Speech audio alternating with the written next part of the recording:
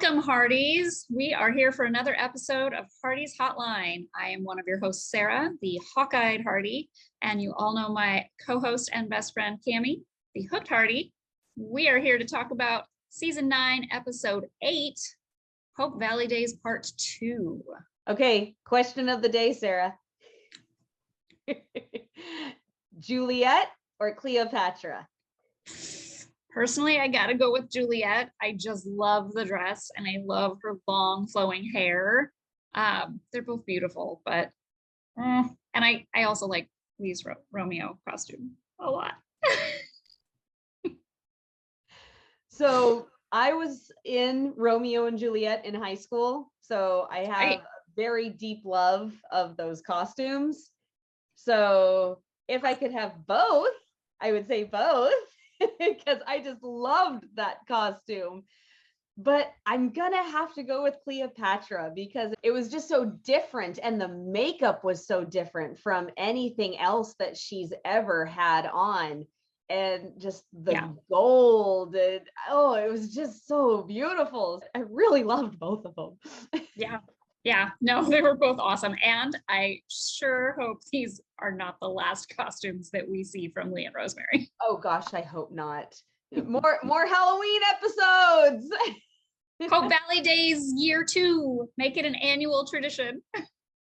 Yeah, let's just hope that poor Lee doesn't get soaked by a fire hose every year.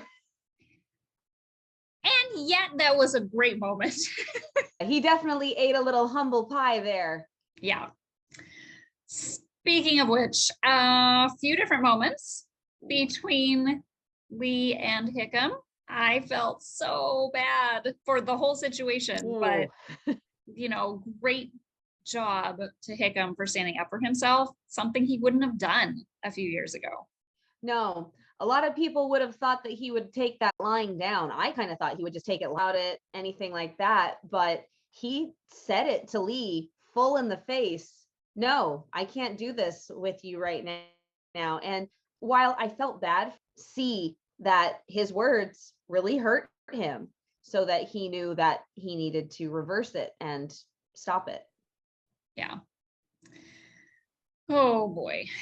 I kind of wonder what Lee was going to say to him about the fire hose. It's like, I see that you've got this. And it's like, he wouldn't have that conversation, which again, I think was the right move, but it was interesting. And I think it was good for him to be progressing with all of those plans he made when he was campaigning for mayor, which was on the whole fire safety issue. And so to then be following through on that, another reason why he's showing people that he's got what it takes. Yeah, he made a very important purchase with town funds, which is, and it sounds like the right funds. It sounds like he was, using the right money. He's backing that up. Correct. So riddle me this. We have giving, hope, fun, and love. Mm-hmm. At the very beginning, when it says fun, it showed my favorite shot from last week, Nathan's face, which that's the epitome of fun. But but when Joseph is talking about it in the sermon, and when he says fun, it shows Hickam and Faith. That was very interesting to me because there has not been a relationship so far that has been exactly fun. It's been more funny to watch all the struggle that these two are going through to try to communicate with one another. But they haven't had a lot of actual fun together. So that I will agree with you there. Yeah, unique choice. See them having fun. Is it foreshadowing? I kind of hope so. She did say it would be lovely to attend the church service with him. She did. But that's not exactly what you would call a fun outing. It's not like a fun date, no. I mean, but she accepted with much more enthusiasm than she had the last time he asked her to do something. Well, can you blame her with how he asked? No. You're practical and dispassionate. Thanks, Mike. And I'm not a nice guy. I'm not being nice. I can't exactly blame Faith for not being 100% enthusiastic about going out with him like that. Going back to Hickam's mayoral standing, if you will. I really liked how Rosemary kind of summed that up when she was talking to Lee. He has turned out to be the unqualified best choice, the right mayor for the right time. Yeah. And I think that it actually made me feel better about doubting him at the beginning of the season, because we were supposed to doubt him, that everybody in the town was doubting him. They wrote it for the viewers to doubt him and wonder if he was going to remain mayor, because that is what the town was doing. And that almost seems kind of amazing that we were being led in that direction to follow the journey of the townspeople. So how did he win it again? I still don't know that answer. Elections are there must have been some sort of the whole town was doubting him. There must have been some sort of electoral college reasoning here that we don't understand. Something. Well, moving on to another situation in town that had a lot of people doubting someone. Like, you win this one. Maybe for instance, you doubting me. Said it. You win this one. Okay, Hearties, you heard it. Okay, I'm gonna let it go. But we will talk about May not being married to Jeffrey. However, the real question was not if she was married. The real question we should have been asking was if Jeffrey was married. Holy moly. Surprise. I never even considered that. What a great way to prove that their marriage couldn't be valid. Never even crossed my mind. So one thing I have to point out that was interesting to me when Jeffrey and Nathan are talking to each other, their voices were completely similar. I couldn't tell at first who was talking. I had to rewind it. I was like, wait a minute, who said what there? I thought that was very interesting that vocally I couldn't tell them apart. I thought, so I just wonder, was that done on purpose somehow, or was it just kind of a fun coincidence? I don't think that they searched out an actor who sounded like Kevin McGarry, but I just thought, interesting little irony there that Jeffrey can't tell the difference in his completely muddled and psychotic brain that he can't tell who he's married to. Well, and also, how interesting is it that he abandoned? And coincidence. Yeah, he abandoned his wife. And then he turns around and accuses May of the exact same thing. This guy's got problems. He really, really does. And it was really interesting to me how he was just egging Nathan on at the beginning. I think he could clearly tell that there was something going on between May and Nathan. Well, on some level. Right. But I mean, he was playing it quite well, because he didn't accuse him of anything. He didn't, directly say any of his suspicions, but is that going to be a problem for you if I stay? I mean, I know records were a lot harder to get a hold of back then, but the man's a Mountie. If we were dealing with a regular citizen If we were dealing with a regular citizen of the town, that would be one thing. But we're dealing with a Mountie here who is versed in investigations. And that's part of his job, is to get to the bottom of things. I mean, what is the man, a lunatic? You know, it's just. Well, like I said, we demonstrated that the very first scene he came to town. The way he handled himself with Bill, who he knows is a person of authority. Yeah, true. Challenging every single thing he said and then hitting him. Which was giving Bill a lot of grief.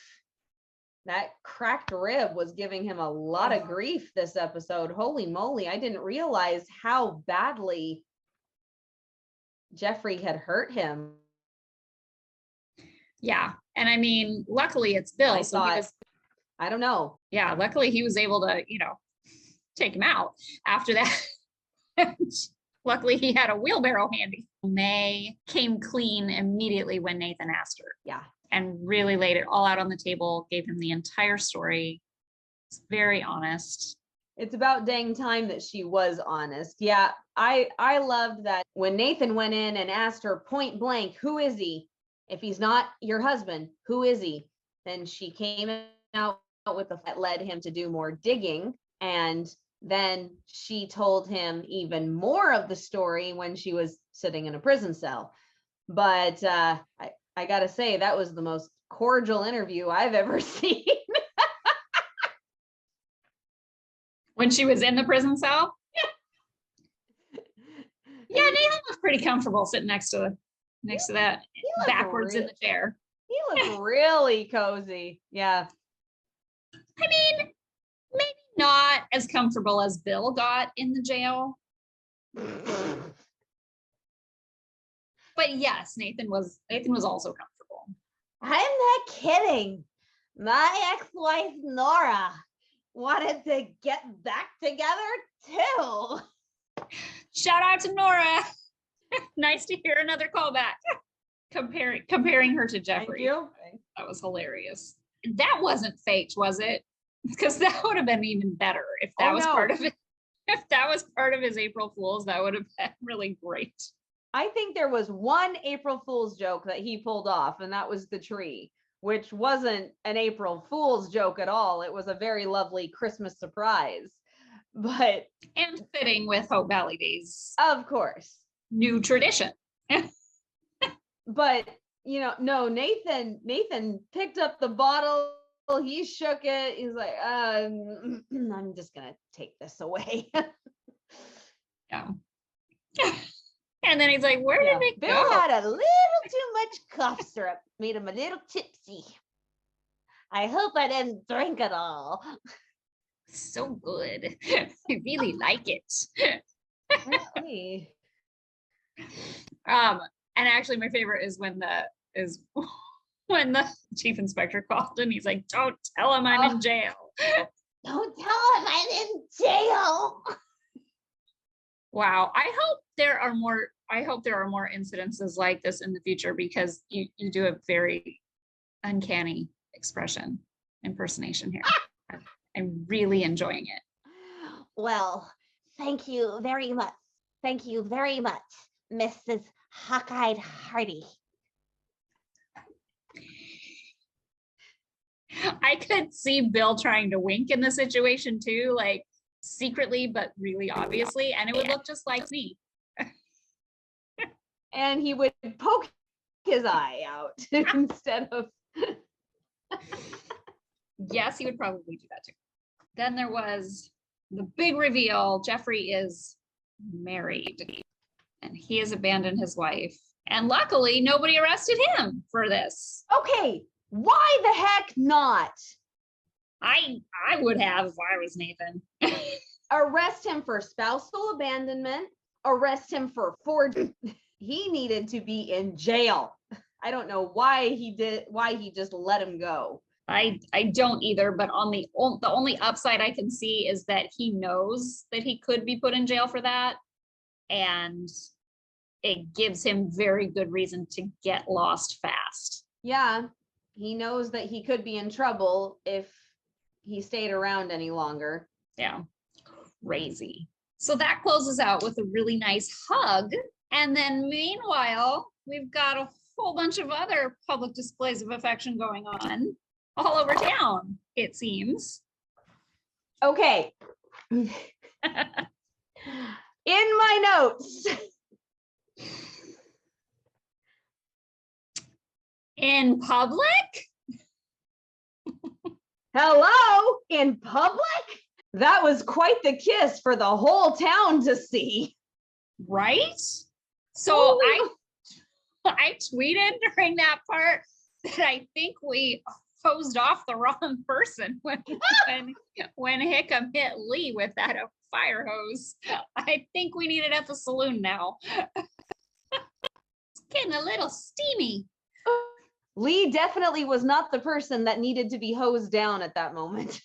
No, not at all. Now, before we get into the kiss, Cammie and I chat all the time about When Falls the Heart and other Hallmark things, movies, stuff in general, you know, all the important stuff. And there are many times when one of us will come to the other and be like, this is happening. And then the other one will go, yeah, no, I know. I already knew about that. It's true. And we just had one today, I think. We had one this week, and it was like, huh, this reminds me of Elizabeth and Lucas. Yeah. Be like, what didn't you tell me? How could you know something so important?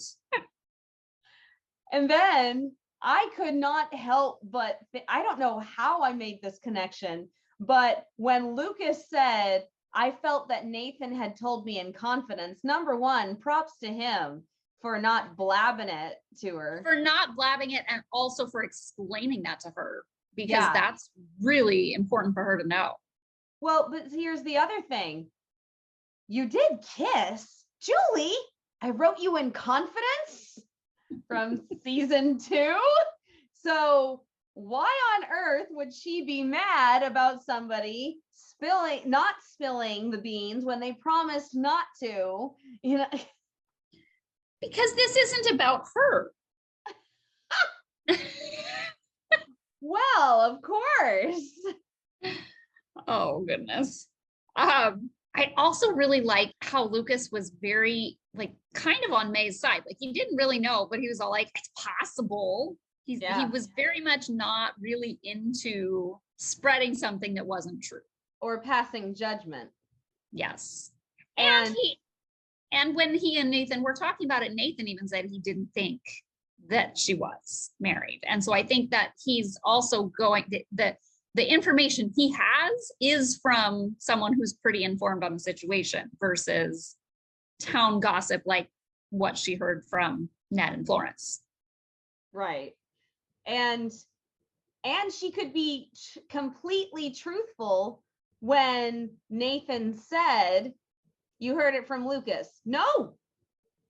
And I think that's important for Nathan to know, that Lucas didn't just go blabbing to Elizabeth about it. It was unfortunate that was his initial gut reaction, though. Oh, Lucas told you. So what do you think about Lucas's teasing with her? If I did know, I wouldn't tell you. I think that Elizabeth knows a little too much most of the time. So I thought this was a great example of her getting a little bit of humble pie, because she couldn't even follow through with her denial of a kiss. So, can you blame her? He's just so sweet. Yeah, I do have to say, when they came together and he's expecting a kiss, he's him on the cheek. So he's like, I'm like, hello, what kind of a kiss were you going for, buddy? And that's the part that made it funny. So then he looked kind of mortified after she kissed him. Does anybody see that? And I'm like, you were just gonna kiss her that way. There was definitely some very intense breathtaking and breath holding in this moment. Well, and honestly, I thought what made it dramatic was the way she grabbed his face. Yeah. With her hands. And those inhales were audible. Yeah. Oh my goodness. But as for can I blame her? No, not really. Chris McNally's a very handsome man. Lucas is a very fine catch, and he's proving to be more so every day. So I really haven't seen any missteps this season at all. You know what Will said? He said they need to fight. They need to have an all and out argument. See if they can handle it. I was like, oh, go away. Well, I mean, I think that would be important to see at some point. I do agree. Yes. Yeah, but in the future. Yeah, we don't need to see a dramatic argument. There's enough drama going on. Yeah, I'm enjoying the happiness for a little while. Yeah, there's enough drama going on in the town. We don't need Lucas and Elizabeth drama right now. Yeah. So in other Lucas and Elizabeth news, so there's homeschool like moms hanging out in town, looking at the board. Yeah, and Lucas is being very accommodating. He catches what they're talking about. He knows exactly who can help, and he offers to go get her, and then offers to stay at school for her and mind the children. I could not believe that he was as confident a teacher as he was. He, you look at him in season 6 and even in season 7, he, and a lot in season 8 too. Yeah, no, he's come a long way. And I don't know, do you think that having the triangle resolved has just put other things at ease? Like that's just helped so much up. Just like not necessarily that being with her is the answer, but just that there isn't all this uncertainty. He's finally feeling secure in his place in the town. True. Knows that he wants to stay, knows that he wants this to be his home. And I think with that comes just a lot of confidence. Well, and the other thing, compared to a talk about courtship, a talk on grammar is a piece of cake. Or teaching someone how to drive a car. Or pretending to teach someone how to drive a car. So yeah, he had advice giving was last week. This week was actually substitute teaching. Okay, Koopa Loop. I had to rewind it 3 times. I was like, what does he say? But he was calling Cooper Koopa Loop. I have never heard that in my life.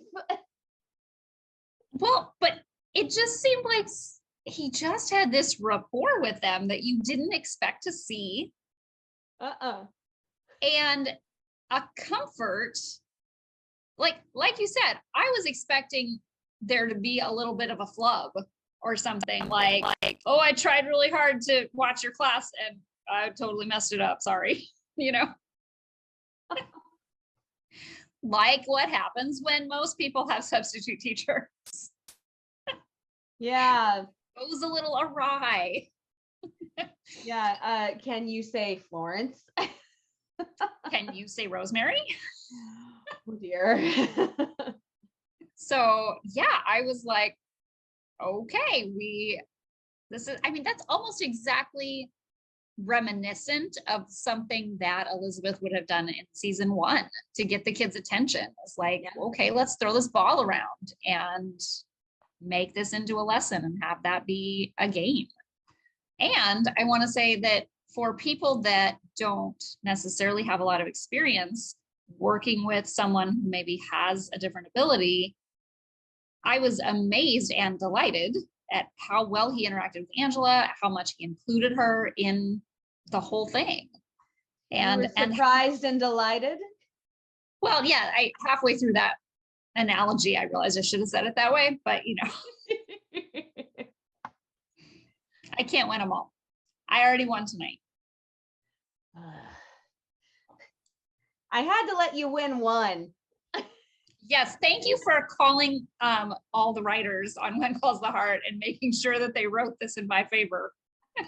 That was really helpful, Tammy. Sarah keeps losing all of these bets on our podcast, so can you give her this one? Just please don't let May be married. Thanks. Yeah. I got to give her this one. Moving back to Angela and Lucas. I loved how he handed her the ball and then he told her to throw it to him. I mean, I half expected him to just walk over and pick it up from her hands. But he said, I'm right here. Just toss it to me. And then the whole class cheers when he catches it. And then Elizabeth almost doesn't catch it. If anyone hasn't seen, you have to check out Erin Krako's social media because she posted bloopers of just still shots of her not catching the ball several times. So I wonder how many takes that took. Ooh, and cut.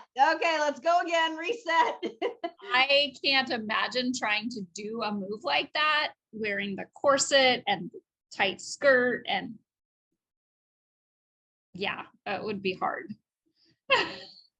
Oh, so Elizabeth was quite impressed by his teaching abilities. And now he's stuck because she's going to have him back. So, oh, definitely. Most definitely.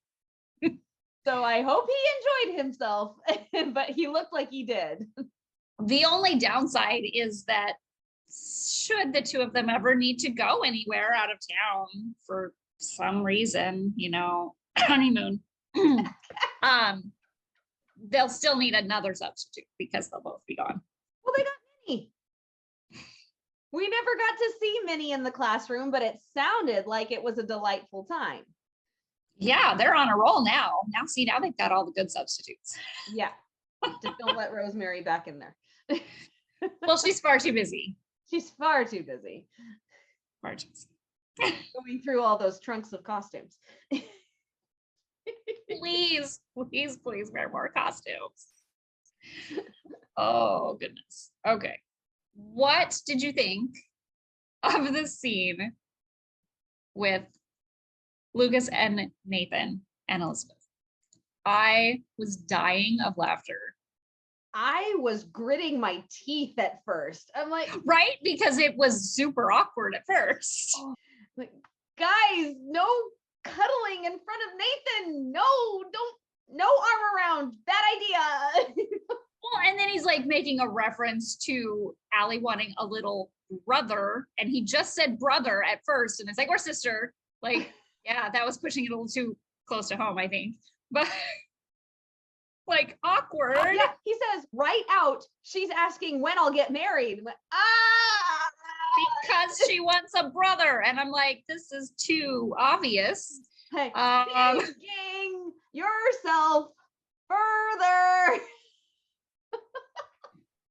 And then just start quoting this big fabulous love quote. And I might add, it's not just a lovely quote. It really was very fitting to their situation. Very fitting. I didn't write the thing. I didn't write the whole thing down, but I bet you did. That's why I don't write everything down, is because I'm like, why bother? You've got it. Love is the greatest gift since it can't be forced, but only freely given. I mean, if that doesn't kind of sum up the situation and express why he's okay. Yeah. Because he knows it can't be forced and he wouldn't want it to be. I do have to say, remember how I wanted a serious gratitude moment between Nathan and Lucas with the car? Mm-hmm. I got my serious thankful moment right there. They're just standing there and he says, hey, I really appreciate this. It's like, that's a good manly thank you. Good job, man. Good job. Followed through. It was a week later, but okay. All right. We'll take All it. right. But I just want to point out that Nathan's attitude this season has been so fun. He's being funny, he's being clever, he's being sarcastic, he's being goofy, but he's like, it's almost to me kind of how he was when he first arrived in season 6, and like when you'd see him with Allie all the time, just doing fun stuff and being this goofy uncle and fun guy, and he kind of had gotten away from that because he was kind of not he was kind of depressed. He had a lot emotionally going on.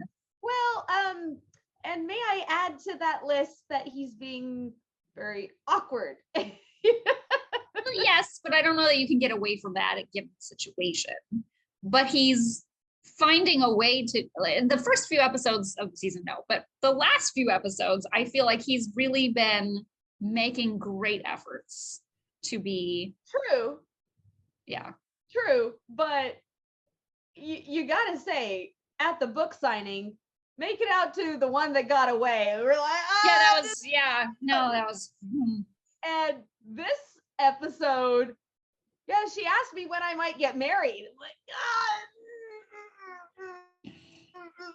So, as my daughter would call it, it was very cringy.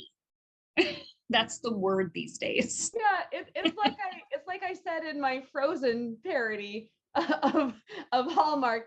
Nathan tries flirting too. He needs to work on that a little bit. Work on flirting.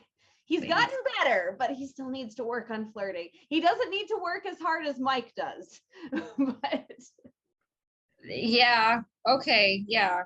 That's not saying much.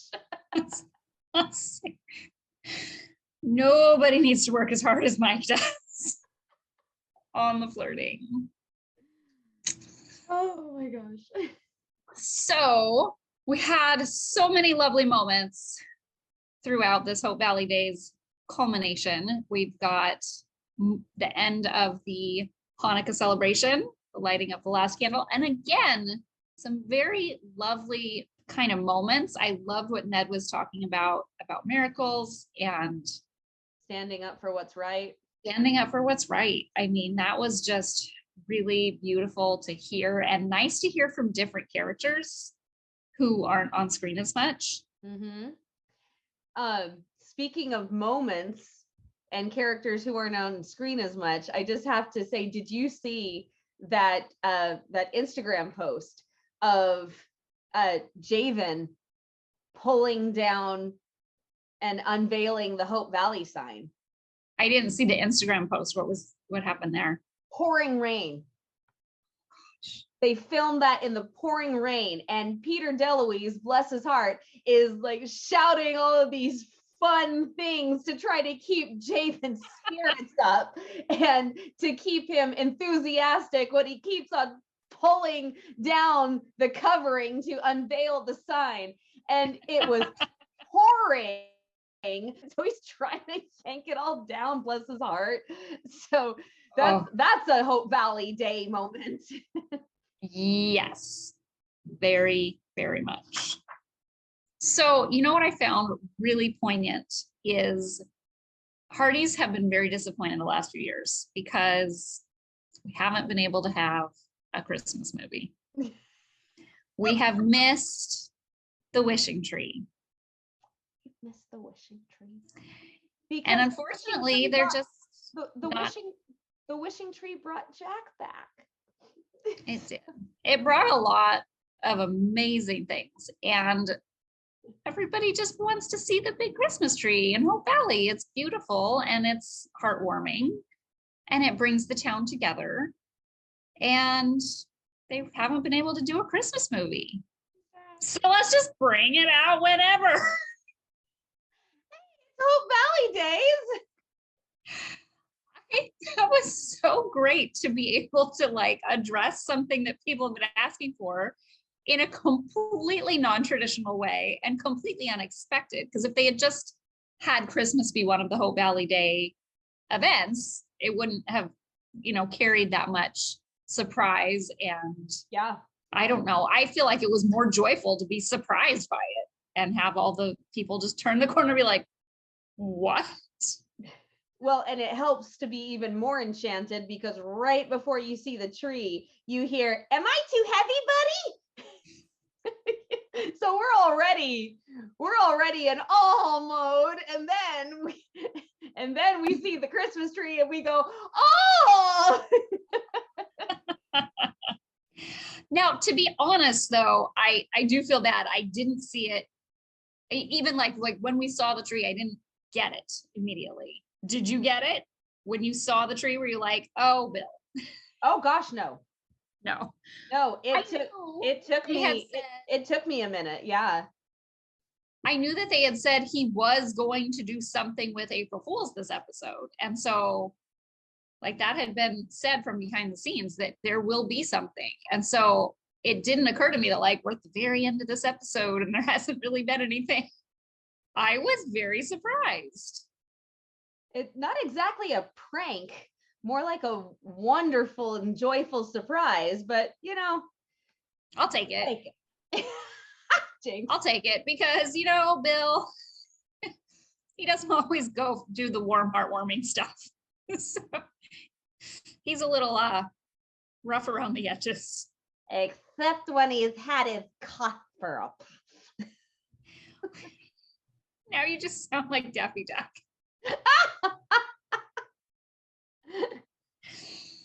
Oh, goody.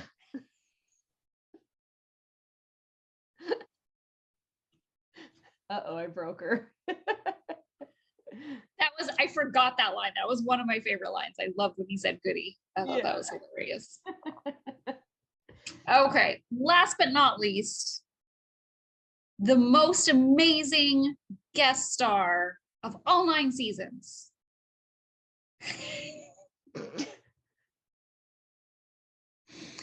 Mr. Fuzzy. I maybe overshot a little with the all 9 seasons. I think you did. I mean, Rip is definitely above Mr. Fuzzy. Sorry, dear. Was the best guest star of this episode. Because the only other guest star was Jeffrey. We don't like it. We don't like Jeffrey. We don't like Jeffrey. so we'll take Mr. Fuzzy over Jeffrey. Mr. Fuzzy. So yeah. So it's Jeffrey way down here. Mr. Fuzzy's up here. Even though we never saw him, I would like to see him appear again. Pardon her. She's had a little too much cough syrup. Apparently. I love that the cafe deal has been finalized. Yep. They're moving forward.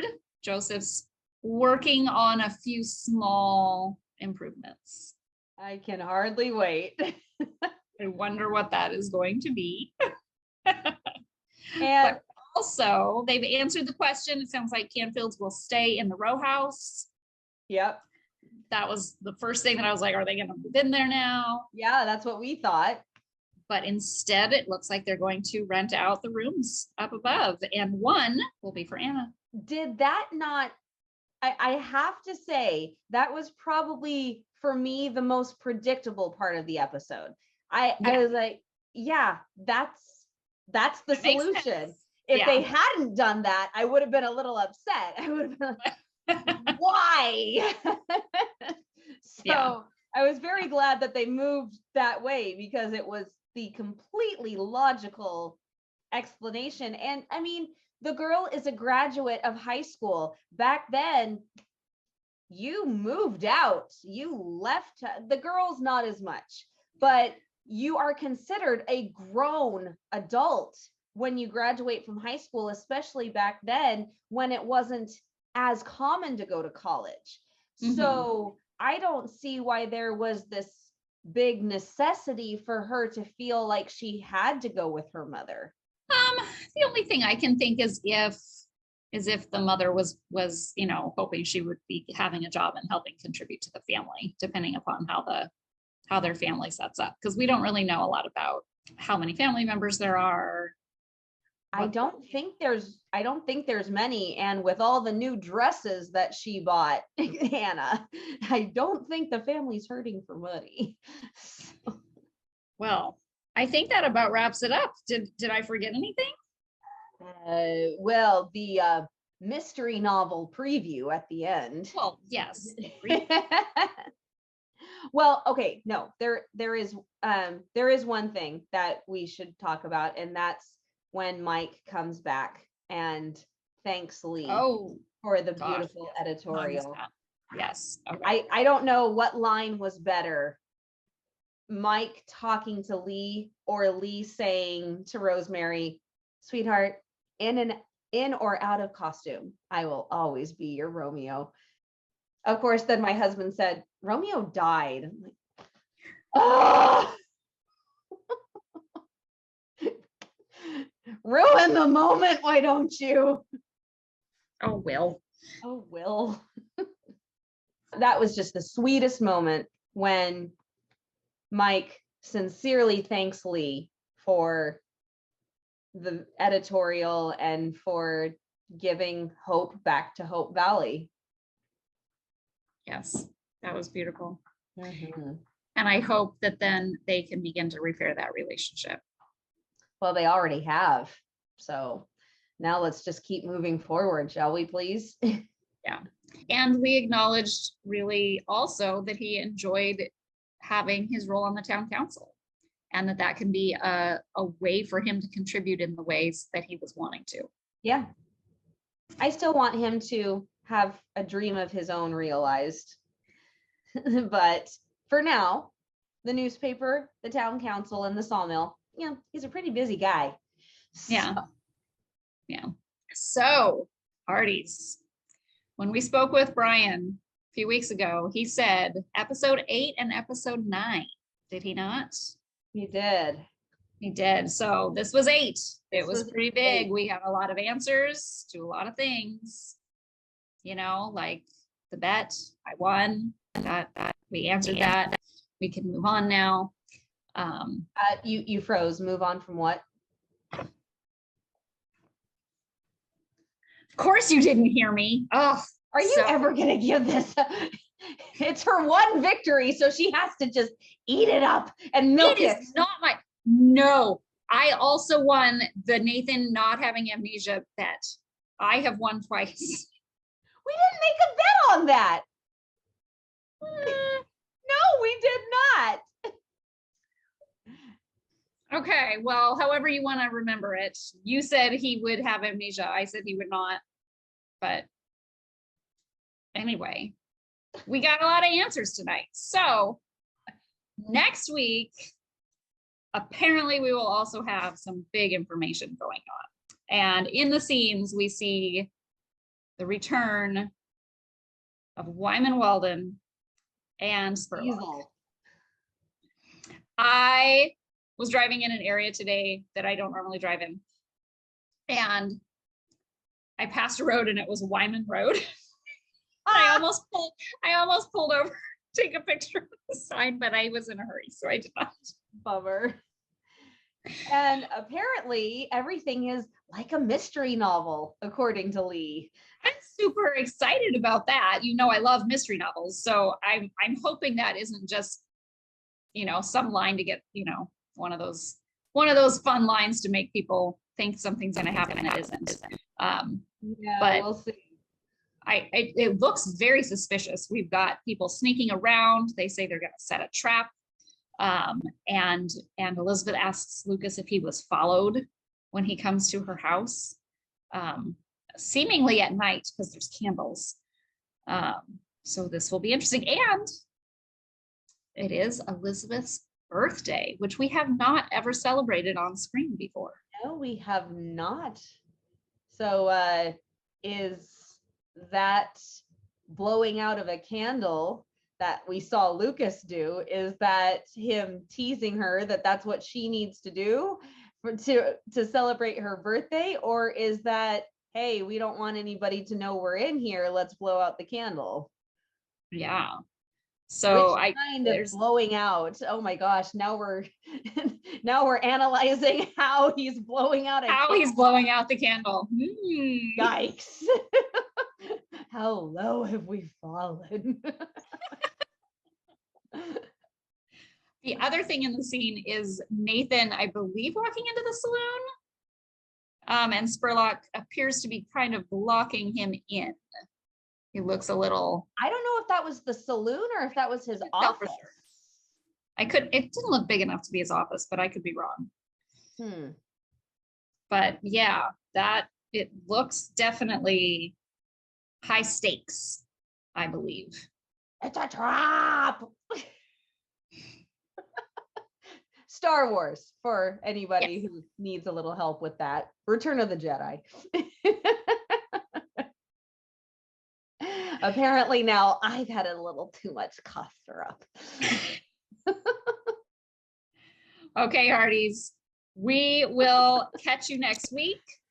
I will be there to live tweet, and we will see if it is like a mystery novel. Thank you for joining us. I hope you have a great week, and I will keep a hawk-eyed eye out for any more developments. And I will hook you in. Happy sleuthing, Hearties. Bye.